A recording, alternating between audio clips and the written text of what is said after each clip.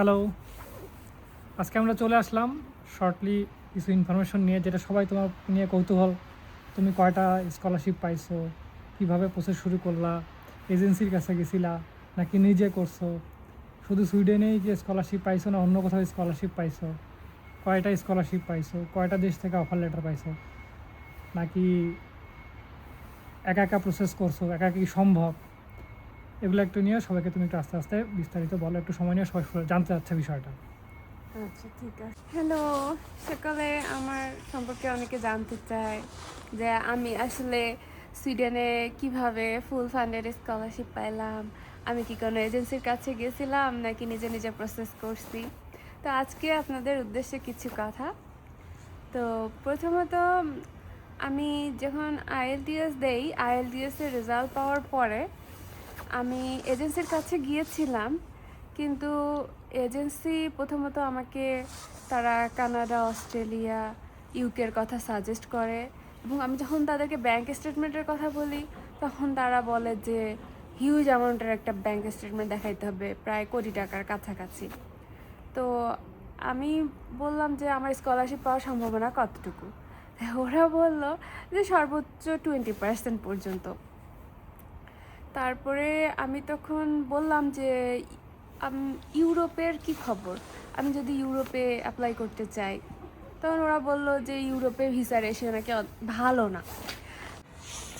তো আমি এজেন্সিকে জিজ্ঞেস করি যে সুইডেনের ব্যাপারে, তখন তারা বলে যে সুইডেনের ভিসা রেশিও খুবই খারাপ। এছাড়া সুইডেনে যদি আমি অ্যাপ্লাই করতে চাই তাহলে তাদেরকে একটা হিউজ অ্যামাউন্টে টাকা দিতে হবে। ওরা আমার কাছে প্রায় 1.5 লাখ টাকার মতো দাবি করছিল, বলছিল ফাইল ওপেনিং চার্জই তারা 50,000 নেবে, এরকম টাইপের।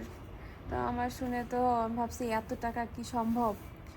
তারপর আমি ভাবলাম যে আচ্ছা, আমি নিজে নিজে অ্যাপ্লাই করে দেখি তো কি অবস্থা, আমি কত পার্সেন্ট স্কলারশিপ পাইতে পারি। তারপরে আমি ঘাটাঘাটি করা শুরু করি, প্রচুর ঘাটতে হয়েছে। তো প্রথমে আমি অ্যাপ্লাই করছিলাম ইউকেতে, এবং আল্লাহরহমে ইউকে থেকে আমি অফার লেটার তো পাই, প্লাস স্কলারশিপও পেয়েছি। ইউকের কুইন্স ইউনিভার্সিটিতে আমি প্রথম অফার লেটার পাই। তো পাওয়ার পর তো মানে ওই দিন রাতের অবস্থা যে আমার ঘুমই হয় নাই, আমি এত খুশি, এত এক্সাইটেড হয়েছিলাম। আমি ভাবছিলাম যে আচ্ছা, তাহলে তো আমি নিজে নিজে অ্যাপ্লাই করতেই পারি। তারপরে আমি অ্যাপ্লাই করি ইতালিতে, ইতালির ইউনিভার্সিটি অফ নেপলস ফেডেরিকো 2। তো আল্লাহ রহমের সেখান থেকেও আমি স্কলারশিপ পাইছি এবং অফার লেটারও পাইছি। তো অফার লেটার পাওয়ার পরে একটা সমস্যা হলো কি, আপনি ইতালিতে কিন্তু স্পল সহ যাইতে পারবেন না, এটা একটা সমস্যা। আচ্ছা, এরপরে আমি ইরাসমাসও অ্যাপ্লাই করি প্লান্ট হেলথে, এবং সেখান থেকেও আমি অফার লেটার পাই। সেখান থেকে আমার জয়েন্ট মাস্টার্স প্রোগ্রাম ছিল, সেখানে দুইটা দেশের দুইটা ইউনিভার্সিটি ছিল, একটা ইতালি একটা স্পেনের। তো সেখানেও দেখা গেল যে সেম প্রবলেম, আমি আমার স্পাউস নিয়ে যাইতে পারবো না। তখন আমি ভাবলাম যে তাহলে তো অসুবিধা। তখন ভাবলাম যে স্পাউস নিয়ে তাহলে কোন কোন দেশে যাওয়া যায়। তো আমার এক রিলেটিভ, উনি সুইডেনে থাকতেন। তো উনি সাজেস্ট করলেন যে সুইডেনে কেন অ্যাপ্লাই করতেছো না। তখন আমি ভাবলাম যে হ্যাঁ, আমি তো সুইডেনে অ্যাপ্লাইয়ের কথা ভাবছিলাম, তাহলে সুইডেনে অ্যাপ্লাই করে দেখি। আর সুইডেনের অ্যাপ্লিকেশন প্রসেসটা একটু জটিল, তবুও আমি এটাকে একটা চ্যালেঞ্জ হিসেবে নেই। ইউকে বা ইতালিতে অ্যাপ্লিকেশন যতটা সহজ ছিল, কারণ ওখানে ইউনিভার্সিটিতে ডিরেক্ট অ্যাপ্লাই করা যেত, কিন্তু সুইডেনে একটু জয়েন্ট অ্যাপ্লিকেশন, কম্বাইন্ড অ্যাপ্লিকেশন, তো আমার একটু সময় বেশি লাগছে। কিন্তু আল্লাহর রহমে আমার ধৈর্যের ফলাফল দিছেন, আমি যে কষ্টটা করছি সেটার ফলাফল আমি পাইছি। আল্লাহর রহমে সুইডেনে আমি ফুলি ফান্ডেড স্কলারশিপ নিয়ে আসছি। এখানে আমাকে শুধুমাত্র যে আমার টিউশন ফি মওকুফ করছে সেটাই না, আমার টিউশন ফি অলমোস্ট 40 লাখ টাকার মতো এখানে যে আমি পড়তেছি 2 বছরের মাস্টার্স প্রোগ্রাম। কারণ আমাদের প্রচুর প্র্যাকটিক্যাল আছে, অনেক ফিল্ড ওয়ার্ক আছে, এই জন্য আমার টিউশন ফিটা তুলনামূলক অনেকটা বেশি। আর আমার সাবজেক্ট ফরেস্ট্রি, এটা হলো সুইডেনের মানে one of the main subject, কারণ এখানকার জব অপরচুনিটিস অনেক ভালো। আর সুইডেনের মানে জিডিপির একটা মেইন অংশ আসে ফরেস্ট প্রোডাক্ট থেকে। এই জন্যে মানে এই সাবজেক্টটা খুবই ডিমান্ডেবল। তো ওরা শুধু যে আমার টিউশন ফি মৌকুব করছে সেটাই না, আমাকে এখানে মান্থলি থাকা খাওয়ার খরচও দেয়। মানে আমি আমার স্পাউস সহ আরামসে থাকতে পারি, আমাকে এই অ্যামাউন্টের ওরা টাকা দেয়। মান্থলি প্রায় আমাকে 1.5 লক্ষ টাকার মতো দেয়, এবং এটা আমাকে এই পুরো 2 বছর সময় জুড়ে আমাকে দিতে থাকবে। এবং এছাড়াও আরও অনেক অপরচুনিটিস আছে। সেটা হলো আল্লাহর রহমে আমি কিছুদিন আগে একটা পোস্ট দিছিলাম যে আমি ইউনিভার্সিটিতে একটা প্রজেক্টের কাজ শুরু করতে যাচ্ছি, তো সেখান থেকেও একটা আমাকে অ্যামাউন্ট দিবে। এছাড়া আমি এখানে স্টুডেন্ট অ্যাম্বাসেডার হিসেবে আছি, আবার মাস্টার্স প্রোগ্রামে স্টুডেন্ট রিপ্রেজেন্টেটিভ হিসেবেও আছি। এখানে আমি প্রতিটা ভিডিওর জন্য টাকা পাই, মানে যতক্ষণ কাজ করি ততক্ষণের জন্যই আমাকে ওরা পে করে।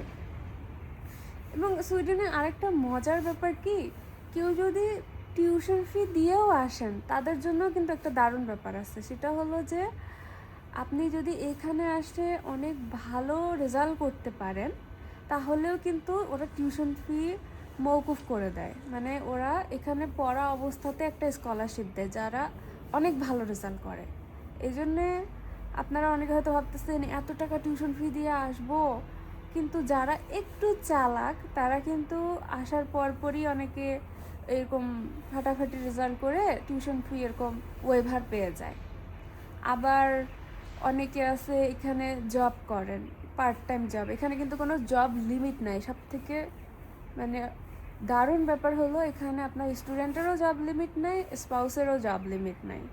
তাই আমি সাজেস্ট করব যে সুইডেন একটা দারুণ সুযোগ সুইডেনে আসার। ও আর একটা কথা বলতে ভুলে গেছি, আমি ডেনমার্কেও অফার লেটার পাইছিলাম আরহাস ইউনিভার্সিটি থেকে, কিন্তু সেটা আমি পরে পাই। তার আগেই আমার মোটামুটি সুইডেনের ভিসা টিজা কমপ্লিট হয়ে গেছে। তো আমি তখন আর ভাবলাম যে ঠিক আছে, যেহেতু সুইডেনে এগিয়ে গেছি তাহলে সুইডেনেই চলে আসি। সুইডেন ডেনমার্কের তুলনায় একটু বড় দেশ, সাবজেক্টটাও ভালো, সব কিছু মিলিয়ে চলে আসি। তো আমি যেটা আপনাদেরকে সাজেস্ট করবো যে আপনারা চেষ্টা করুন, একটু সময় দিন। হ্যাঁ, একটু সময় লাগবে, যেমন অনেক ওয়েবসাইট অনেক কিছু হয়তো মাথার মধ্যে ঢুকে না, প্রথমে আমারও ঢুকে নাই, অনেক সময় দিতে হয়। প্রায় আমি 1 বছর ধরে সময় দিছি, এই জন্যেই আর কি এই জিনিসগুলো নিজে নিজেই করতে পারছি। তো আমি সাজেস্ট করবো আপনারা যারা স্টুডেন্ট, আমার পেজে আমি সবসময় স্কলারশিপ নিয়ে পোস্ট করে থাকি, আপনারা পোস্টগুলো একটু ফলো করলেই কিন্তু অনেক কিছু জানতে পারবেন। আর আপনাদের যাদের সময় নেই, হয়তো অনেকে কর্পোরেট জব করেন, তারা চাইলে আমাদের মাধ্যমে ফাইল প্রসেস করায় নিতে পারেন। আশা করি আপনারা একটা ভালো ফলাফল পাবেন। আর আমরা আপনার কাছে এজেন্সির মতো আন্দাজি টাকা চাবো না, প্রথমে আমরা প্রোফাইল চেক করে নেই।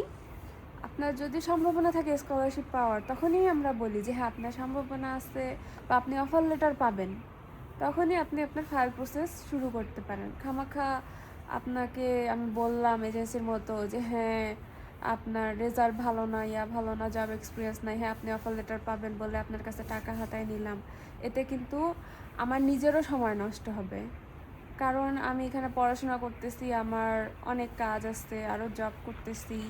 এই জন্যে আপনারা যদি চান আমাদের মাধ্যমে ফাইল প্রসেস করে নিতে পারেন। আর আপনাদের জন্য অনেক শুভকামনা থাকলো, বেস্ট অফ লাক, ভালো থাকবেন।